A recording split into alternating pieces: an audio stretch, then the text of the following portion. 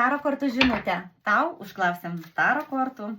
O kortas, velniukas, daug labai apgaulių žmonių. Žmogus tave apgavo, va šitas.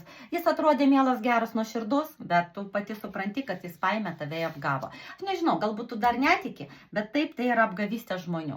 Tai yra žmonės arba žmogus, kurie buvo tokie mėly, geri, bet iš tikrųjų apgavo tave. Ir tavo svajonės visos dužo, kaip atrodytų, žinot, griaustinis iš to giedro dangaus. Tavo gyvenimą atėjo. Tu dabar galvoji ir kągi tau daryti. Ar tau reikia tą ryšį palaikyti? Taip, vis dėlto su to žmogumi, ar vis dėlto paleisti jį ir pradėti savo gyvenimą iš naujo.